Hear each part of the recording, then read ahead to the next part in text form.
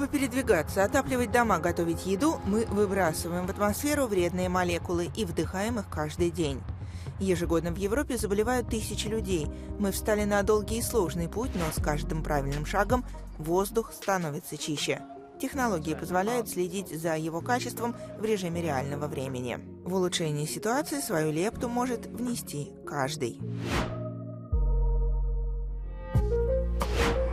Мы отправляемся в Польшу. Там содержание в воздухе мелкодисперсных частиц регулярно превышает европейские нормы.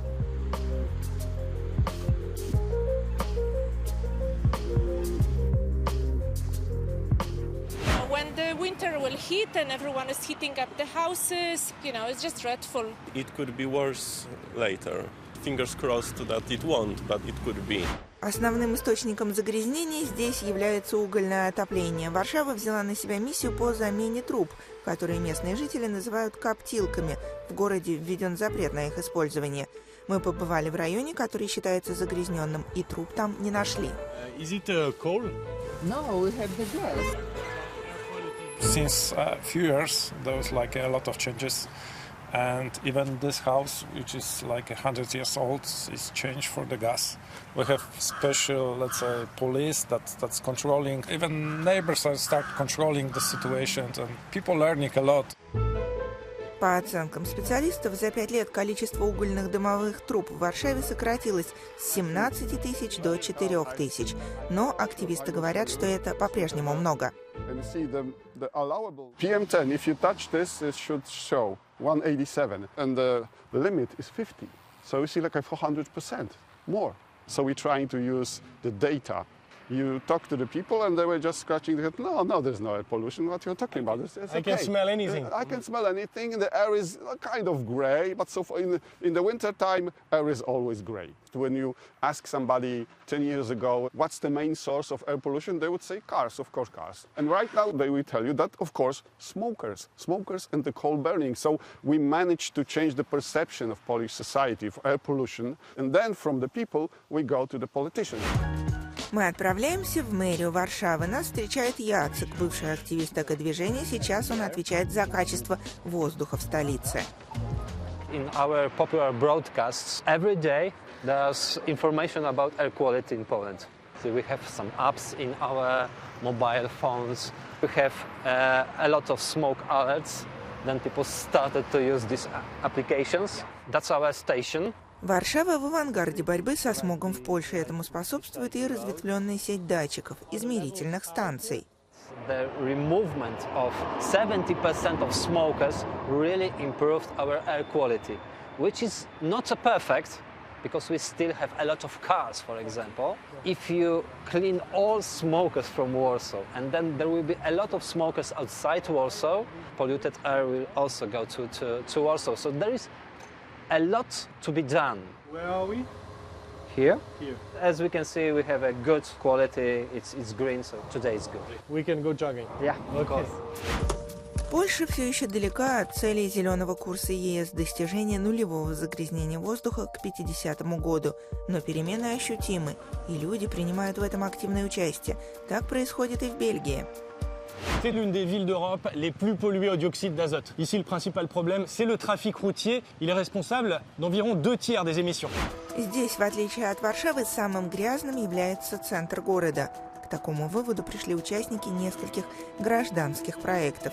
Ассоциация Пьера, к примеру, попросила добровольцев замерять уровень загрязнения в их домах. En moyenne, ici, c'était environ 50 microgrammes par mètre cube, 5 fois au-dessus de la recommandation de l'OMS. Не случайно в Брюсселе на десятках улиц близ школ движение ограничено или запрещено. C'est pas la même ambiance, hein? Ouais, c'est ça, on s'en rend compte. Les enfants sont particulièrement vulnérables. Ils respirent plus proche des pots d'échappement et donc des sources de pollution de l'air. Donc c'est vraiment très important de les protéger en priorité de la pollution de l'air. Вопрос о загрязнении окружающей среды увязан с темой социального неравенства. Возьмем, к примеру, этот скромный район. On entend un petit peu le bruit, ouais. Ici, on est dans une des communes les moins chères de Bruxelles, parce qu'il y a la pollution et le bruit surtout. Ici, c'est mauve foncé, donc ça va du vert au noir. Ici, c'est dégueulasse. Et les tubes étaient accrochés là en bas, il fallait absolument le mettre à une hauteur de 2 mètres. Voilà, ça, c'est les aléas d'un grand boulevard à Bruxelles. Tous les mois, on devait mettre 2 tubes Après chaque mois, je renvoyais les tubes au labo. Туда едем и мы. Университет Антверпена, лаборатория профессора Мейсмана, звезды научного волонтерства. There are these molecules in the air, and each molecule that enters the tube gets stuck at the back. And when you do this for 4 weeks, you measure how much of the air pollution there is. Его ассоциация набрала 20 тысяч добровольцев для измерения воздуха по всей Фландрии и Брюсселю. Результаты исследования попали на первые полосы бельгийской прессы. We use those data to improve our computer models. And this way, the citizens can directly contribute to better policies. And we see that in the data. The air quality is improving. So air quality policy works. В Европе подобные усилия также становятся масштабнее. Там пересматривают профильную директиву, предельные уровни загрязнения будут снижены. Чтобы узнать об этом больше, мы едем в Копенгаген. Copenhague, c'est aussi le siège de l'Agence européenne pour l'environnement. Et on a rendez-vous avec un de ses experts. Альберто согласился показать нам приложение, запущенное ведомством. Оно называется «Европейский индекс качества воздуха». В нем собраны данные с 4000 станций мониторинга. We are here in Copenhagen and we can see now that the situation is good. Of course, we have a lot of wind that takes all the pollutants away. And you can also compare the situation in this station with other. So if you look into the app and you see that you want to go jogging this afternoon, maybe you can choose the right time when the air pollution is not so high, and you can also choose the route you could follow. Can European policies help? It can, and it has done. We have a lot of legislation acting, for instance, on industry. We have the Industrial Emissions Directive. We have the Euro standards that apply to vehicles. Of course, we have also the air quality legislation. Is the air we breathe cleaner than it was in the past? Much cleaner. We see that the situation has improved for almost all the pollutants, but it doesn't mean that we are in the most optimal situation, because we also know that there's, let's say, no safe limit. The objective should be to come as close as possible to the World Health Organization recommendation in terms of this concentration. So to lower even more our concentrations, to protect even more the citizens.